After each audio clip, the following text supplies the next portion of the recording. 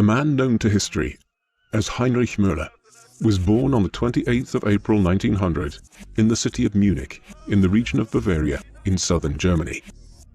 His parents were poor Catholics from Bavaria, his father working as a rural police officer. Müller consequently attended a state-run Volksschule, where he received a fairly rudimentary primary education, before taking up an apprenticeship with a mechanic when he had barely entered his teenage years. Little else is known about his early life, and Müller remained a man whose personal affairs were largely inscrutable throughout his life. Müller was entering his teenage years at a tumultuous time in European history. The continent had been drifting towards outright conflict between its great powers for many years.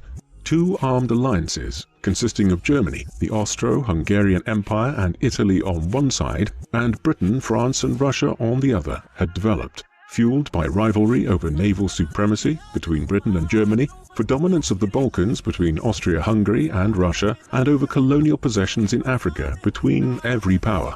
And now, in the summer of 1914, a regional diplomatic crisis in the Balkans following the assassination of the heir to the Austro-Hungarian Empire, Archduke Franz Ferdinand, in Sarajevo by a Serb nationalist, quickly ballooned into a full-blown European showdown. Over the space of a few days in late July and early August, the great powers declared war on one another, with the conflict soon involving nations from beyond Europe, including Japan and the United States. The resulting conflict, known as the First World War, would last for over 4 years. The Central Powers were led by Germany, and the worst of the fighting would take place in the trenches of northern France on the Western Front, eventually ending in defeat for Germany and its allies, and victory for Britain and France in particular. Despite his very young age of just 14 at the time that the war erupted in 1914, Müller saw active military duty before the conflict came to an end in November 1918. His training as a mechanic had led to him specializing in aircraft maintenance, a burgeoning field at the time when air flight, of even the most rudimentary kind, was little more than a decade old. As a result of this expertise, he was drafted into the Deutsche Luftstreitkräfte, the German Air Force, during the latter stages of the war. He saw active duty on the Western Front, in northeastern France in 1918. His role in this was as an attaché to the artillery spotting unit at a time when observation balloons, as well as basic reconnaissance planes, were still being used to determine where artillery units should aim their fire across the trenches, a necessity for artillery units, which could fire several kilometers but could not see what they were aiming at across no man's land. His service was well regarded, and by the time the war ended, he was awarded the Iron Cross for bravery, and also the Bavarian Military Merit Cross for his service. Thus, he left the army in 1918 with honors, and was somewhat unusual amongst the future senior ranking members of the Nazi regime in not carrying a lifelong bitterness about how the war had ended. Like many other former soldiers in Germany in the late 1910s and 1920s, Müller found himself drifting towards the Freikorps in the aftermath of the war. The Weimar Republic, which had been established to govern the country following the collapse of the German Empire, had been commanded under the terms of the Treaty of Versailles, which brought the war to an end, to demilitarize and decommission the vast majority of its troops. Thousands of soldiers now joined the Freikorps, or Free Corps, a German paramilitary organization of military volunteers, which had existed in Prussia and then Germany as far back as the 18th century. In the period immediately after the cessation of the war, the new republic was beset by communist unrest as the German communist movement, buoyed up by the success of their brethren in Russia since 1917, sought to seize power in the very country which Karl Marx had originally conceived his communist utopia for. The Freikorps were deployed in large numbers countrywide in 1919 and 1920 to crush such communist agitation, and Müller was active amongst them and saw active duty with the Freikorps in crushing the short-lived Bavarian Soviet Republic, which established itself in power in Munich in April 1919. Müller's involvement with the Freikorps and his family background in policing, his father having been a police official in Bavaria, led him into the same occupation in the early 1920s. He rose fast and was soon advanced to a senior position within the political office of the Munich Police Department, and it was owing to his involvement in Munich's policing that he would first come into contact with Adolf Hitler and the National Socialist German Workers' Party, or Nazi Party, though somewhat ironically, given his later role in the Nazi regime, which would come to rule Germany, his initial encounters with them was as an opponent. The Nazi Party had been established in 1920 out of the German Workers' Party. It had emerged as a political party for right-wing German nationalists, who favored a type of workers' revolution based on opposing communism. Its membership was largely comprised of veterans of the war, who were profoundly disillusioned at the terms of the Treaty of Versailles, which had been negotiated by the Weimar Republic, viewing it as a stain on German honor. The party attracted support from veterans in Munich in the early 1920s, and under its leader, the Austrian Adolf Hitler, it had soon risen to have tens of thousands of active members and tacit supporters throughout Bavaria. Müller would have been fully aware of the growth of this subversive group within Munich in the early 1920s, as a result of his police duties. But this loose interaction became altogether more serious in the early winter of 1923. On the 8th of November that year, approximately 2,000 armed Nazis attempted a coup d'état in Munich, with the goal of seizing control of Bavaria and then marching on Berlin to overthrow the Weimar Republic. But the Munich Putsch, or Beer Hall Putsch as it became known, was a complete failure from a military perspective. On the morning of the 9th of November, it was quickly broken up by German army detachments which had been deployed in Munich, and Müller was amongst the Munich police officers who were involved in investigating who had been responsible in the weeks that followed. Admittedly, Hitler and several of the other senior commanders needed no investigating, and after a quick manhunt, he was captured in the Bavarian countryside a few days later. Yet his trial provided him with an opportunity to broadcast his views to the German public, and he would only serve 9 months of a 5-year prison sentence, which he received. Ultimately, the most striking thing about the Munich Putsch is that the Weimar Republic failed to take advantage of the episode to crush the Nazis when they had the opportunity to do so. For Müller, his involvement in the police investigations which followed the Munich Revolt of 1923 ensured that in the 1930s he was mistrusted for years by many senior Nazis. Following this, his activities in the mid to late 1920s and into the early 1930s are again rather unremarkable.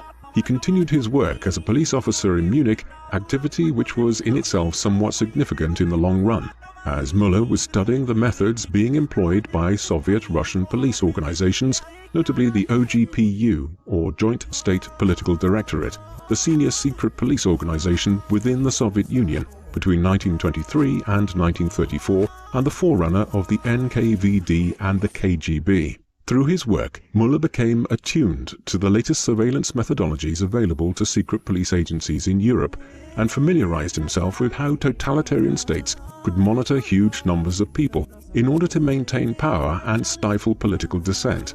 These were methods he would put to use himself in later years, in his role as head of Germany's own secret police, the Gestapo. For the meantime, in the 1920s and early 1930s, he was using such methods to better surveil communist organizations in Bavaria.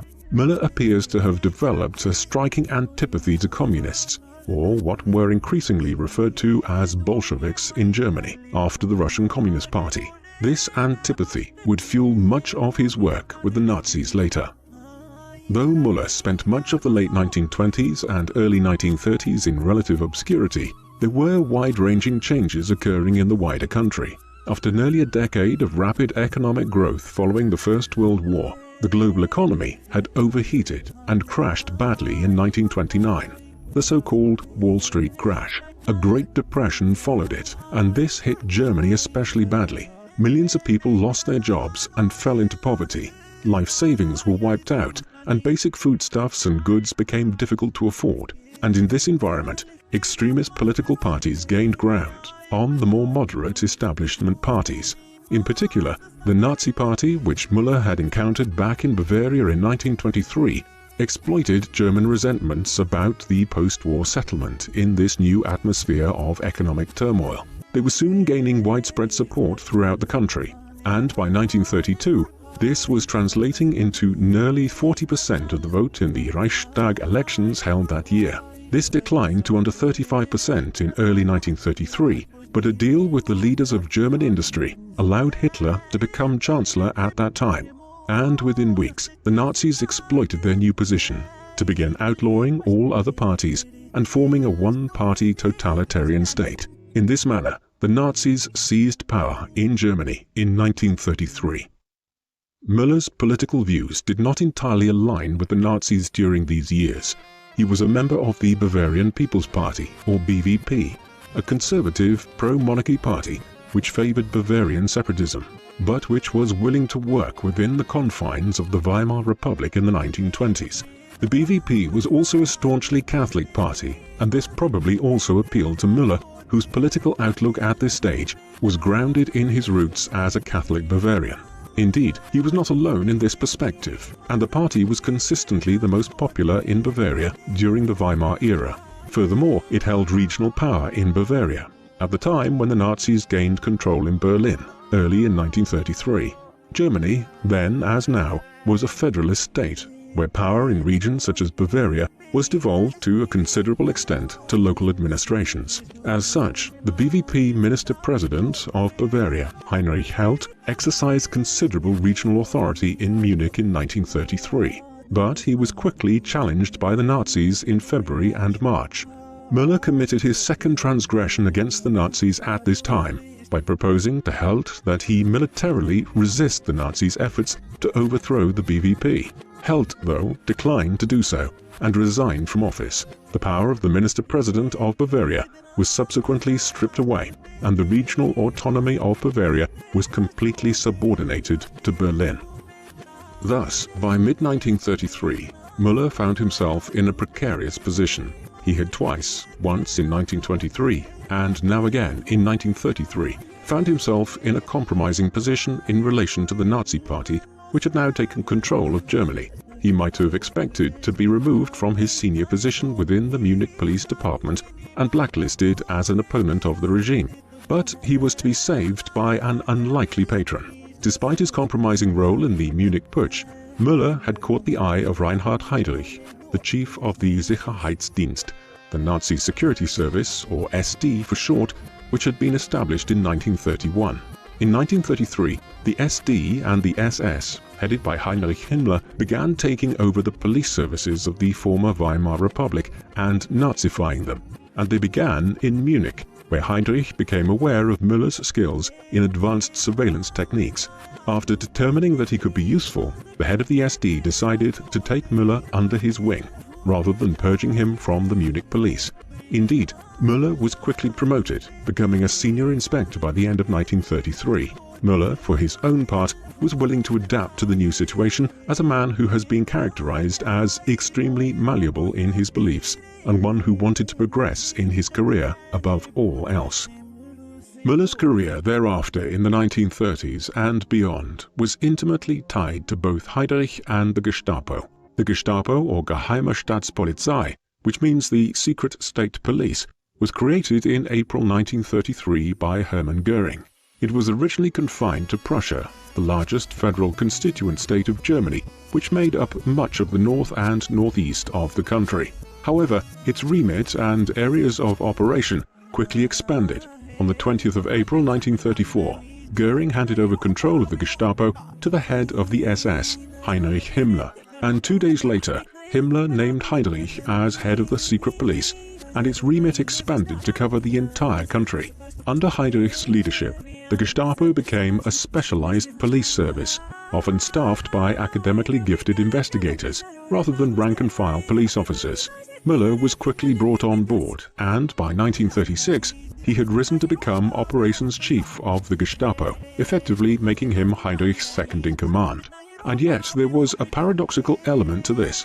Although he had joined the SS in 1934, Müller did not join the Nazi Party, and indeed an official report on him from the mid-1930s by a Nazi official noted his dubious relationship within the party in the past. Despite these complications, he continued to be promoted in the years that followed. Müller's work within the Gestapo covered many areas of German life under the Nazis. Early on, the secret police was particularly active in crushing political dissent against the Nazi regime.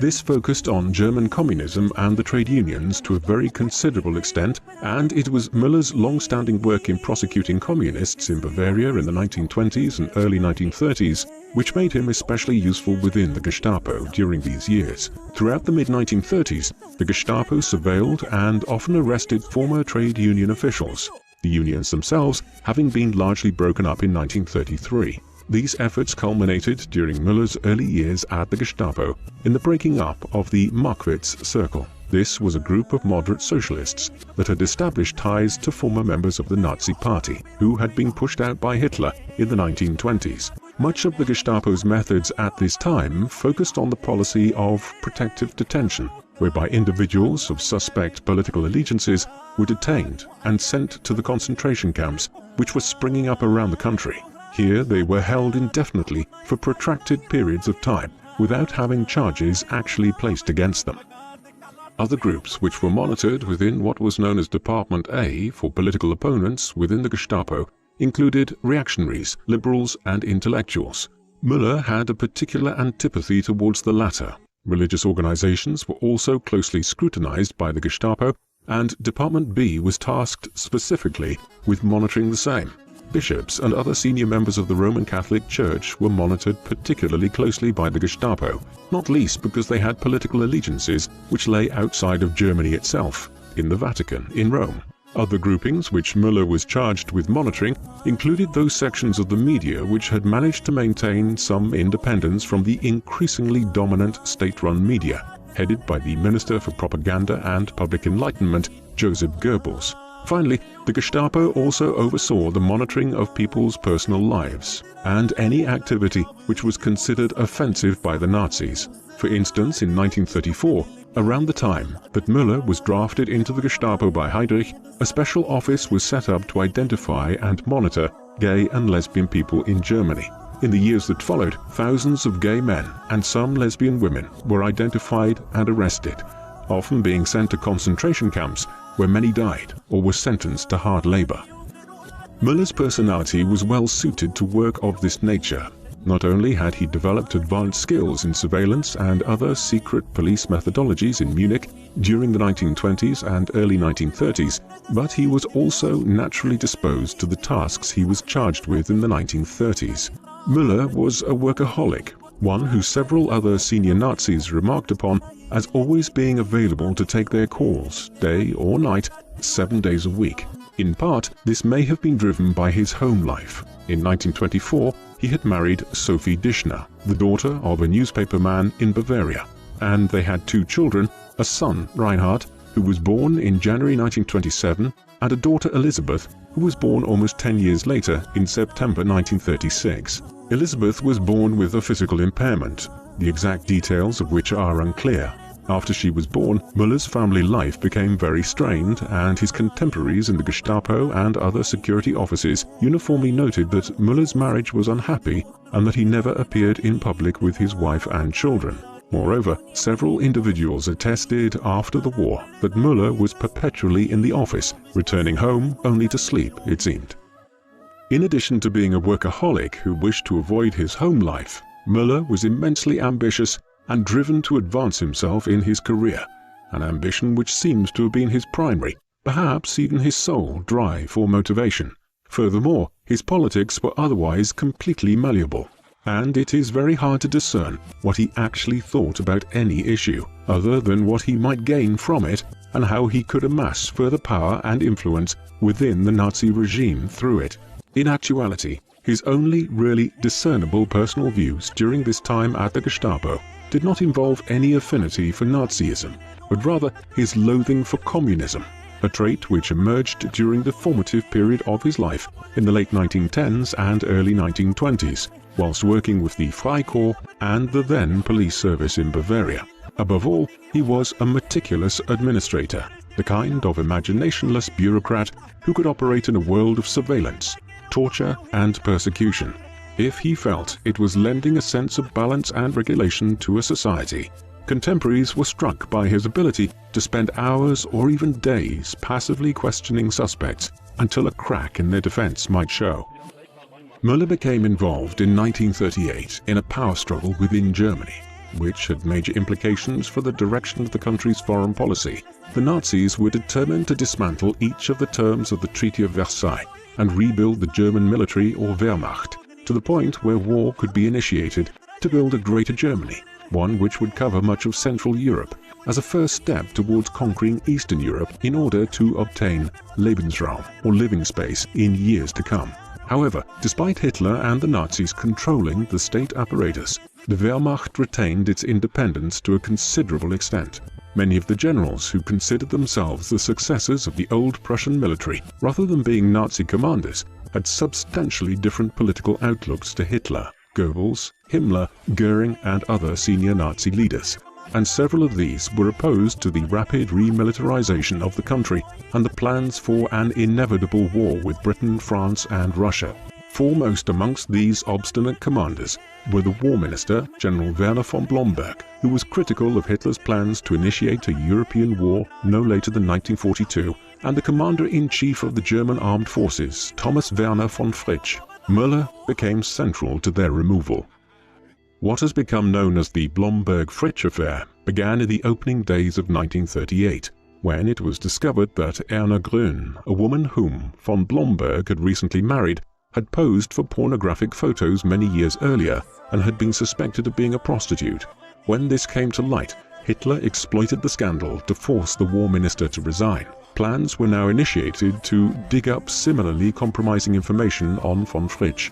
Müller was charged with undertaking this work.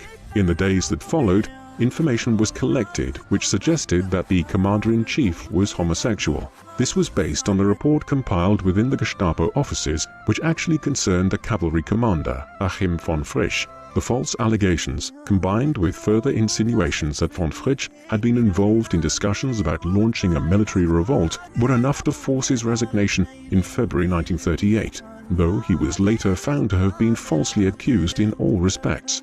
Nevertheless, Müller and the Gestapo had done an effective enough job that Hitler could now establish greater control over the Wehrmacht, and with the appointment of the compliant Field Marshal Wilhelm Keitel to oversee the army, in the aftermath of the Blomberg-Fritsch affair, Hitler was able to establish greater control over the German military. The Blomberg-Fritsch affair and the removal of the more skeptical elements within the German army occurred at a time when the Nazis were accelerating on their march towards war. Ever since seizing power in 1933, the Nazis had been becoming more and more aggressive in their foreign policy. No sooner had they established themselves than they began incrementally rebuilding the German army and the air force known as the Luftwaffe, in violation of the terms of the Treaty of Versailles. Then, in March 1936, another core part of the peace was breached, when the Rhineland was remilitarized. Under the terms of Versailles, this region, which bordered France and the Low Countries, was supposed to remain almost entirely empty of any German military presence. Things escalated from there. In March 1938, Austria was annexed, while just months later, the Nazis also sought to annex the Sudetenland from Czechoslovakia in 1938, and were duly allowed to do so by the Allies, who believed they could still appease Hitler and the Nazis at that stage. Then, in the early months of 1939, the rest of Czechoslovakia and Hungary were formed into puppet regimes. Eventually, on the 3rd of September 1939, in response to Hitler and the Nazis' invasion of Poland 2 days earlier, Britain and France finally declared war on Germany, signaling the commencement of the Second World War. Müller was central to the outbreak of the war. In the summer of 1939, it was not clear that the invasion of Poland would finally spark the war. Hitler and the senior party members believed that if intervention in the country could be justified in some fashion to the international media, then maybe Poland too could be occupied without a wider war breaking out. This would provide an even longer window for the regime to continue building up its military forces. As such, it was decided to invent a justification for invading Poland. Responsibility for this was handed over to Himmler, Heinrich and Müller in what was called Operation Himmler. This would be a false flag operation, which would seek to provide a justification for a German invasion of Poland by staging several alleged Polish attacks on German border stations and officials around the same.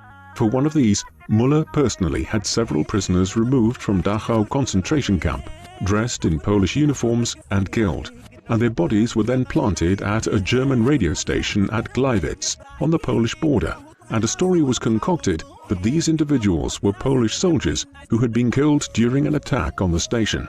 This false flag operation was carried out on the 31st of August. Germany invaded Poland the next day. Müller's role in Operation Himmler was a boon to his career advancement at exactly the right time.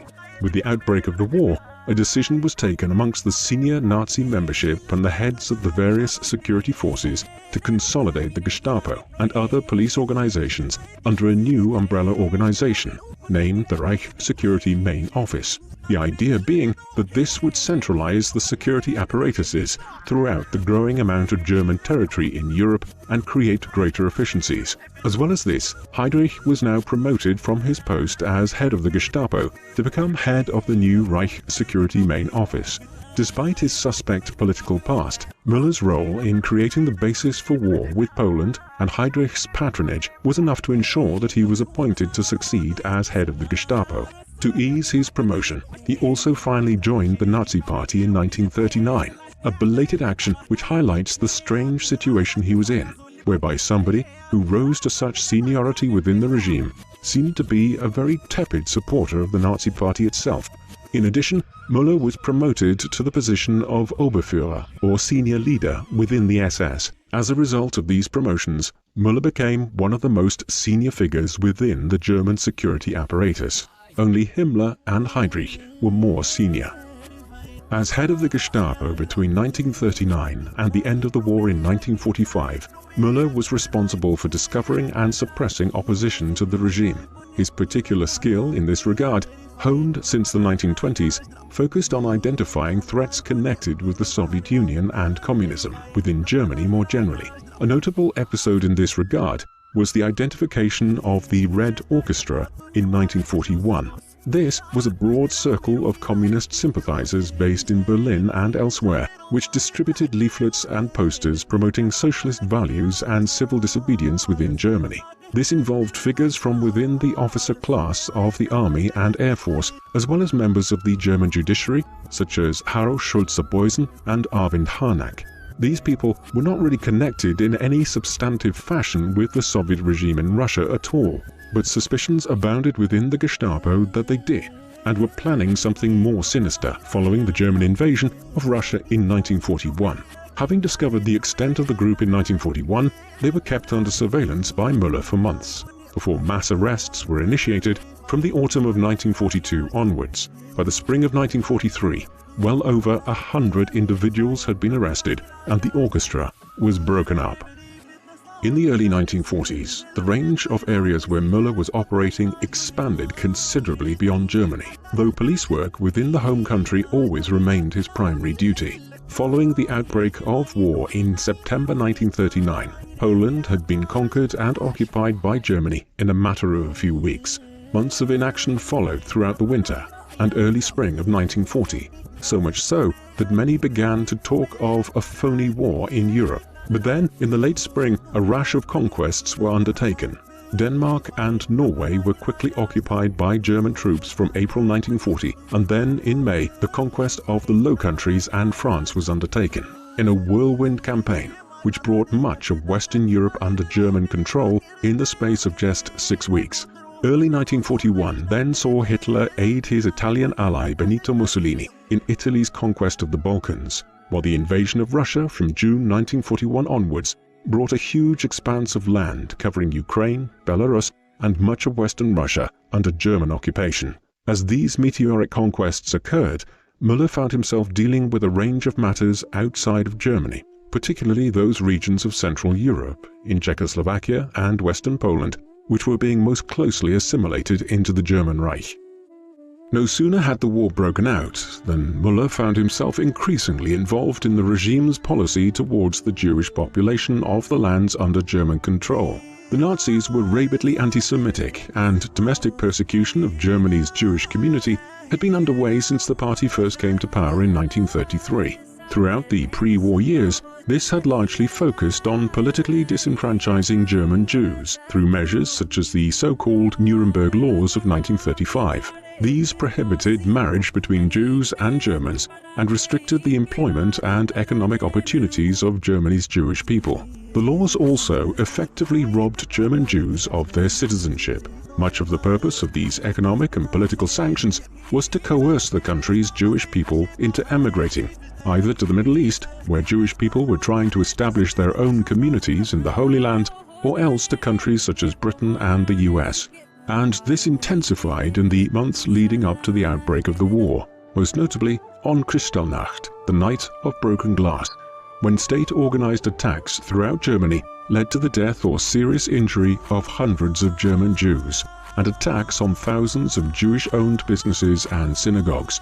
Müller was heavily involved in this episode, and was the individual within the Gestapo who oversaw the arrest of upwards of 30,000 German Jews in association with Kristallnacht. Yet, as bad as this persecution had been in the pre-war days, Germany's Jewish community was relatively small. With the conquest of Eastern Europe in the early years of the war, where a majority of Europe's Jewish people lived during the early and mid-20th century, millions more Jewish people ended up under Nazi rule. In tandem, the Nazi state's persecution became more and more intense from 1939 onwards. Already in January 1939, with the annexation of Austria and other lands in Central Europe, the Reich Central Office for Jewish Emigration had been established in Berlin, with a subsidiary office already having been set up in Vienna in the autumn of 1938. Its objective was to expand the policy of forced migration of Jewish people, which had been in operation in Germany throughout the 1930s, to the newly acquired territories in Central Europe. Heinrich was appointed to oversee the Berlin office, and Adolf Eichmann was his counterpart in Vienna. The Central Office's area of operation would expand significantly in the years that followed, particularly into Poland, and Müller would play a key role in the functioning of the Central Office, first as Heinrich's deputy and then in his own right as head of the Gestapo. At first, the increasing persecution of Europe's Jews centered on more intense efforts to force mass migration. Figures such as Himmler, Heinrich and Müller were largely overseeing these efforts. As early as October 1939, Müller was supervising initiatives to relocate tens of thousands of Polish Jews into ghettos in cities like Warsaw. In this, he collaborated closely with Eichmann, the individual within the Security Service, or SD, in Poland, charged with overseeing policy towards the Jewish people in the conquered country. Again, forced emigration remained the preferred tactic to reduce the Jewish population of Eastern Europe at this time. But there were millions of Jews in Eastern Europe, and the war had severely disrupted migration routes. Consequently, Nazi policy began to coalesce in 1940 around an outlandish scheme championed by Eichmann to transport Europe's Jews to the East African island of Madagascar, where a kind of giant open-air prison would be created. However, this plan was abandoned in the course of 1941 as it became clear that Germany would be unable to seize the Suez Canal from Britain in North Africa, making such mass deportations of millions of European Jews impractical. It is unclear when he was informed, but it is evident from surviving statements that Müller was one of the first senior-ranking figures within the Nazi regime to learn during the course of 1941 that a new and horrific approach to the so-called Jewish question had been decided upon by Hitler and others, such as Himmler and Goebbels. What has become known as the final solution, and which led to the Holocaust, would involve the forcible deportation of Europe's Jews into concentration camps located throughout Eastern and Central Europe, though principally in Poland, where they would be murdered by the Nazi regime in massive numbers. Already in the late summer and autumn of 1941, experiments had been carried out at concentration camps such as Auschwitz in western Poland, with gases such as Zyklon B, which would be used to carry out the executions, and the bodies would then be burnt in crematoria located within the camps. Müller had also been kept fully informed of the Einsatzgruppen, or death squads, which had been put into operation throughout Eastern Europe in 1941, and which, over the next 4 years, would be responsible for the murder of upwards of 1.3 million Jews, as well as hundreds of thousands of political prisoners. He was also a leading figure in organizing and overseeing these activities in the months and years that followed. On the 20th of January 1942, Müller attended a conference at Wannsee, a suburb outside Berlin. This was organized by Heinrich and Eichmann, and Müller also played a prominent role. During the course of this, many of the upper echelons of the Nazi Party and the SS, who were in charge of the concentration camp system, were informed about the final solution, which had been developed and resolved upon over the previous 8 months. And from this point onwards, Müller played a very senior role in orchestrating the genocide of Europe's Jews. Much of his work, as it was devolved to him by Himmler, focused on making sure that the evidence of the mass murder which was occurring was covered up by burning the bodies of those who had been killed in the camps, a task which became difficult in camps such as Treblinka and Auschwitz-Birkenau, where the crematoria often could not burn the bodies quickly enough. Despite this problem, he was commanded in 1943 to travel to Italy to force the government of Benito Mussolini there to increase the numbers of Italian Jews who were being deported to the camps to the north and northeast. Ultimately, Müller was, with the likes of Himmler, Heinrich, Eichmann and Rudolf Höss, the commandant of Auschwitz, largely responsible for overseeing the mass murder of Europe's Jews between late 1941 and the end of the war in the summer of 1945. While the final solution was ultimately decided upon by Hitler, Goering, Goebbels, Himmler and others at the very top of the Nazi regime, its actual implementation on a day-to-day basis was largely left to administrators and bureaucrats like Müller, Höss and Eichmann, and the end result of the policy was catastrophic. During the 3-year period between the Wannsee Conference in January 1942 and the period when most of the concentration camps were liberated in the opening weeks and months of 1945, roughly 6 million of Europe's Jews were murdered, either in camps such as Auschwitz-Birkenau, Sobibor and Treblinka, or by being executed by the Einsatzgruppen. Had he ever stood trial after the war, there is little doubt that Müller would have been convicted as one of the most egregious of Germany's war criminals, and also would almost certainly have faced the death penalty for his role in the Holocaust. In the summer of 1942, Müller was sent to Czechoslovakia to oversee a ruthless investigation there. In late 1941, Heinrich had been appointed as an interim governor of the region. He had soon established a reputation for cracking down brutally on any form of political dissent, and he was quickly identified by Britain and the Czechoslovakian resistance movement as a target for assassination. And, as a consequence, some months later, on the 27th of May 1942, in a mission codenamed Operation Anthropoid, Heinrich was attacked on his way to his office near Prague by 2 resistance fighters, Josef Gabčík and Jan Kubiš. Heinrich was badly injured in the attack and died a week later of his wounds, making him the only senior Nazi leader who was successfully assassinated during the Second World War. Müller was quickly dispatched to Prague to investigate, Gabčík and Kubiš having escaped after wounding Heinrich. In an absolutely vicious crackdown in the weeks that followed, Müller not only tracked down and killed the 2 assassins and the resistance fighters who had sheltered them, but carried out reprisals across Czechoslovakia, which resulted in approximately 5,000 deaths, over 13,000 imprisonments, and the effective destruction of the entire villages of Lidice and Ležáky.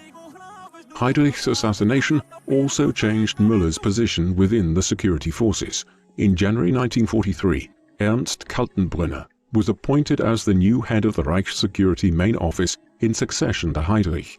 He was now Müller's direct overseer, but Müller evidently exercised greater independence under Kaltenbrunner than he had during Heinrich's day.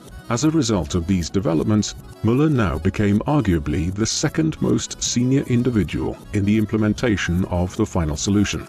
As head of the SS, which had overall control of the concentration camps throughout Europe, Himmler was at the top of the pyramid of those who were overseeing the Holocaust, but Müller's role in providing intelligence on the locations and movements of Europe's Jews made him arguably junior only to Himmler in this respect, and senior to figures such as Eichmann, who oversaw the logistics of transferring Europe's Jews to the death camps, and figures such as Rudolf Höss, the commandant of Auschwitz, or Franz Stangl, the commandant of Sobibor and then Treblinka. Consequently, Müller's career as head of the Gestapo in the 1940s is inseparable from his role in the Holocaust. Much of Müller's work between 1943 and 1945 would focus on rooting out conspiracies against the Nazi state. Plans to overthrow Hitler and his accomplices from both within the military and elements of civil society were proliferating during these years, in large part because the war effort had soured, and with it, the chance of Germany coming out victorious in the conflict. After the initial rapid conquest of Ukraine, Belarus, and much of Western Russia in the late summer of autumn of 1941, the German armies had stalled outside St. Petersburg, Moscow, and Stalingrad in the winter of 1941, and were decimated in the weeks that followed, without adequate protective clothing in the brutal Russian winter. Efforts in 1942 centered on capturing Stalingrad, but when that failed in the autumn and winter of that year, the tide turned inexorably on the Eastern Front, and the Russians began pushing the Germans back into Ukraine and Belarus in 1943. Elsewhere, the Italians and Germans were expelled from North Africa early in 1943, and a southern front was opened in Italy that summer. Finally, a western front was opened by the US, Britain, and the Western Allies in France in the summer of 1944. It was now only a matter of when, not if, the Nazis would be defeated. As this reality dawned in Germany, many groups began plotting ways to overthrow Hitler and the Nazis and tried to negotiate an end to the war with the Allies. Müller was soon dealing with many of these conspiracies, as well as unrest concerning his role as head of the Gestapo.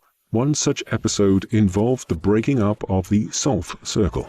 This was a group of German intellectuals and academics which had formed around Hanne Solf, the widow of Dr. Wilhelm Solf, a prominent German politician and diplomat during the Second German Reich, and someone who had made his opposition to the Nazis clear in the years before his death in 1936.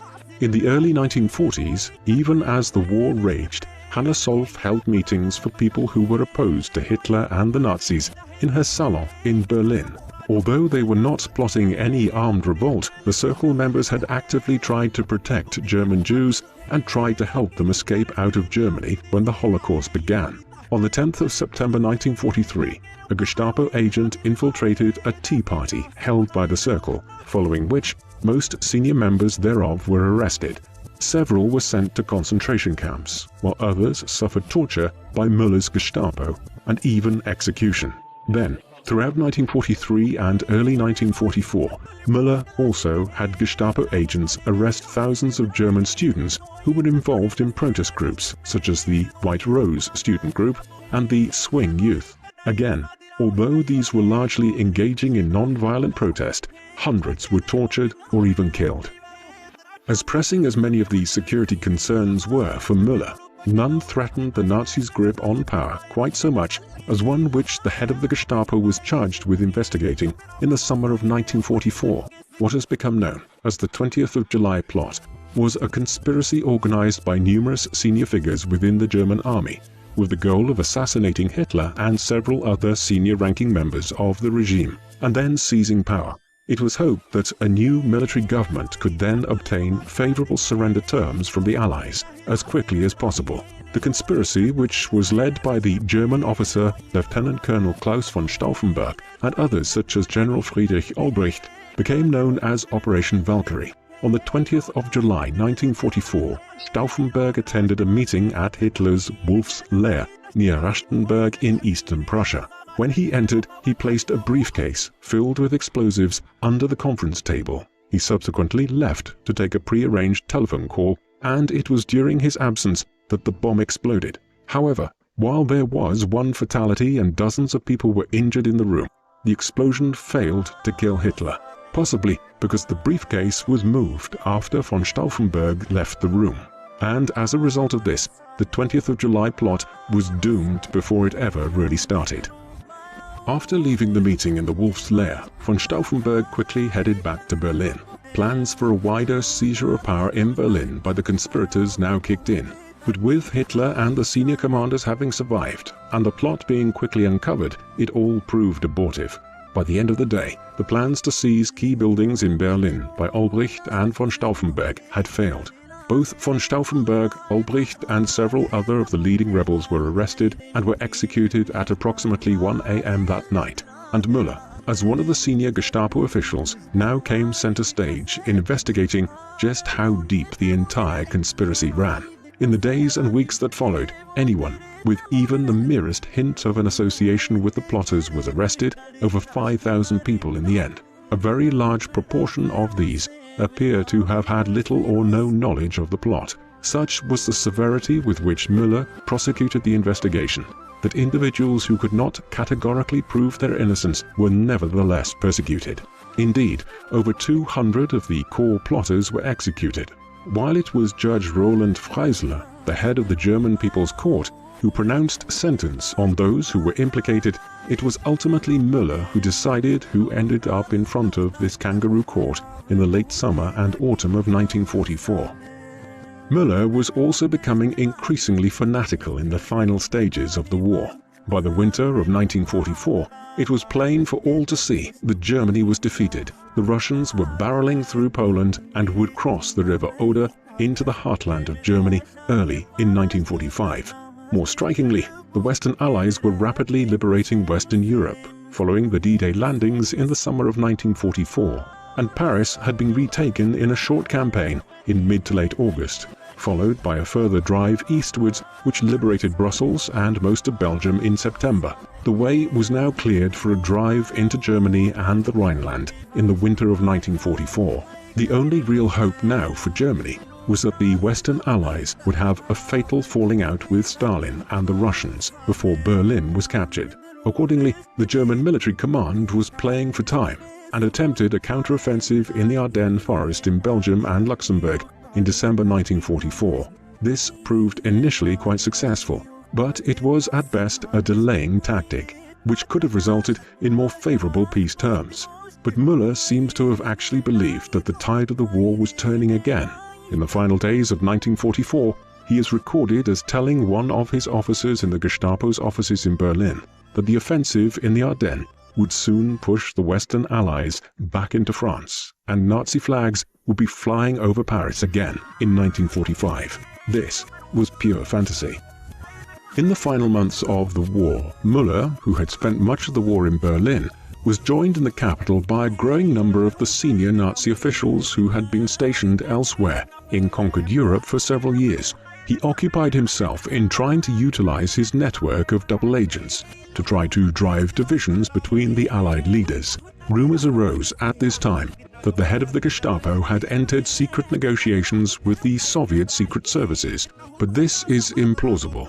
One of the few genuine political beliefs Müller had was his hatred of the Soviet regime, and the rumors seem to have been entirely fabricated by a rival for power within the Reich Security Main Office, Walter Schellenberg.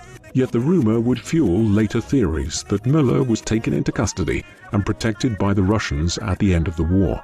Müller was one of the officials at Hitler's bunker in central Berlin in the final days of April. He is recorded as being seen there on the 30th of April, shortly before Hitler killed himself that day, and there is also a report of him being in the vicinity the next day when Goebbels, the Führer's successor, also committed suicide. The following day, the Battle of Berlin ended when General Helmut Weidling surrendered to the Russians. Following Germany's surrender and the declaration of the end of the war on the 8th of May 1945, the arduous process of identifying, arresting and prosecuting the leading members of the Nazi regime and those who were guilty of having committed war crimes was initiated by the Allies. And given its central role in the Holocaust, the maintenance of the totalitarian state and the torture and execution of thousands of political prisoners over the years, members of the Gestapo were foremost amongst those who were prosecuted by the Allies. The Gestapo itself had ceased to exist with the end of the Nazi regime and had been branded by the Allies as a criminal organization. When an international military tribunal was established by the Allies in November 1945, it identified three key groups within Germany as those which needed to be held accountable for their conduct during the war, and these were the senior membership of the Nazi Party, the SS, and the Gestapo. And individuals who were tried in the Nuremberg trials which followed, and who had been members of the Gestapo, including Göring, Kaltenbrunner, and the Austrian Nazi leader, Arthur Seyss-Inquart. But Müller would never be tried or convicted. As in May 1945, as the war was entering its final days and hours, the head of the Gestapo had simply vanished. Müller was last seen on the evening of the 1st of May 1945. It was that evening that Hitler's designated successor, Joseph Goebbels, committed suicide, leaving the Nazi regime leaderless. Müller had been overheard to say at this time that he had no intention of being captured alive by the Russians. As the head of an agency which had persecuted Russian sympathizers and Russian prisoners of war, Müller had more reason than most to be fearful of what would happen to him. Thus, he vanished right around the time of Goebbels' suicide, though there are unsubstantiated claims that he was with Himmler near the Danish border on the 11th of May, shortly before the head of the SS's capture just over a week later. No trace of his whereabouts had been detected by the Allies weeks later, but Müller had been listed by the Allies as a person of major interest and one who would stand trial at Nuremberg for his actions if captured. Accordingly, on the 27th of May 1945, the Counterintelligence War Room listed him amongst its priority targets who were still not apprehended. Despite concerted investigations in the weeks and months that followed, Müller remained missing. His disappearance made him the most senior figure in the Nazi regime, whose location could not be determined. Müller would never be located, but the abrupt manner of his disappearance has sparked numerous theories as to what happened to him ever since. One of the most popular, driven in large part by Schellenberg's earlier claims that Müller had been involved in negotiations with the Soviets towards the end of the war, was that he was captured by the Russians shortly after the fall of Berlin and taken into secret protective custody in the aftermath of the war. This theory was further fueled by unsubstantiated claims that Müller had been seen in Moscow and elsewhere in the years following the war. Another theory, which was given fresh interest in the early 1960s following the capture of Adolf Eichmann in Argentina, was that Müller had, like many other Nazis, fled to South America in the aftermath of the war. Nazi war criminals had been given protection here by the administration of Juan Perón in the aftermath of the war, and as a result of this renewed speculation, investigations were carried out throughout Latin America in the 1960s to locate Müller, resulting eventually in the identification of a suspect, a Francis Keith Willard, who was living in Panama City and was briefly believed to be Müller. Fingerprint analysis eventually revealed that there was no basis to this theory, and there is no evidence to this day to suggest that Müller ended up in Latin America after the war. Many investigations were subsequently undertaken to both locate Müller and to determine exactly what had happened to him in 1945. For instance, Eichmann's arrest and trial in the early 1960s triggered fresh investigations by both the Israeli government and that of West Germany. Then in 1999, the US Central Intelligence Agency threw open its records on Müller for fresh examination. These were largely contradictory. Some contained reports which seemed to suggest that Müller had died shortly after the war. Others contained reports from informants in the 1950s and 1960s which speculated that he had indeed defected to the Russians, while others still suggested that Müller might have been at large as late as the 1960s. An independent report produced by a committee of historians and other figures at the time concluded that, while they could not say definitively what had happened to Müller, it seemed likely that the US government had not harbored him, a theory which Russian counterintelligence agencies had tried to promote during the Cold War. The mystery of Müller's disappearance was further added to in 2013 when the head of the Memorial for Jewish Resistance in Berlin, Johannes Tuchel, issued a statement which asserted that Müller had died or been killed shortly after the German surrender in May 1945. His body, Tuchel claimed, had been buried in a mass grave with around 2,500 others at the Jewish cemetery in the Mitte district of Berlin, and had been discovered there by Allied investigators in August 1945.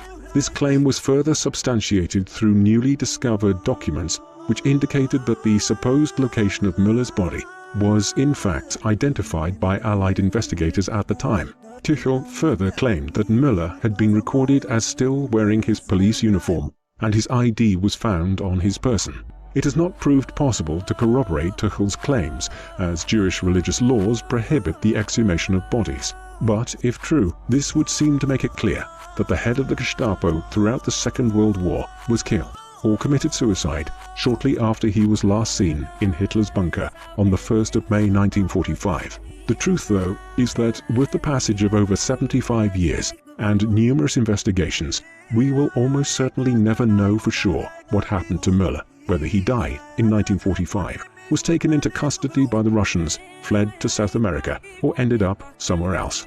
His fate remains one of the great unsolved mysteries of the Second World War. Of all the leading figures within the Nazi regime and the Third Reich, Heinrich Müller was surely one of the most reprehensible. He was seemingly possessed of no interests or personality beyond the meticulous investigative and bureaucratic work which he undertook around the clock from the moment he joined the Gestapo in 1934 down to the end of the war 11 years later. But politically, he was something of an enigma. Earlier in his career, he had been involved in investigating Hitler and the nascent Nazi party in Bavaria, following the botched Munich putsch in November 1923. Moreover, he was affiliated with the Bavarian People's Party in the late 1920s and early 1930s, and even advised the regional government in Munich to resist the Nazis when they were seizing power in 1933. In the end, he only survived and prospered within the Gestapo as a result of Heinrich's personal patronage, and he resisted joining the Nazi party himself until 1939, when it became a prerequisite to his succeeding Heinrich as head of the Gestapo. Thus we are left with a lukewarm Nazi, one who seems more to have been politically malleable if it suited his career ambitions.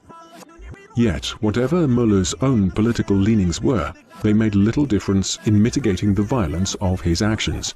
Müller was one of the figures within Nazi Germany who was most responsible for the persecution and bloodshed which was unleashed between 1939 and 1945. As head of the Gestapo, he systematically rooted out any perceived opponents of the regime, be they left-leaning communist sympathizers or anti-war student protesters. A great many suffered arrest, torture, imprisonment, or even death, sometimes for relatively minor offenses, and the brutal manner in which Müller oversaw the repercussions in Czechoslovakia following Heinrich's murder in 1942 is symptomatic of Müller's methods. But it was ultimately his role in the Holocaust with which Müller will be lastingly associated. From as early as Kristallnacht in 1938, Müller was playing a significant role in the persecution of Europe's Jews, and this expanded very considerably in the years that followed. His centrality to the Holocaust, which it led to, is evinced both by his having been one of the first senior German officials to be informed of the final solution in 1941, and his key role in the Wannsee Conference of January 1942. Ultimately, the mysterious circumstances of his disappearance in 1945 are somewhat unfortunate, as they ensured that Müller was never to stand trial for his crimes at Nuremberg. What do you think of Heinrich Müller? How significant a figure do you think he was in orchestrating the Holocaust? And what do you think happened to him following his disappearance in 1945? Please let us know in the comment section. And in the meantime, thank you very much.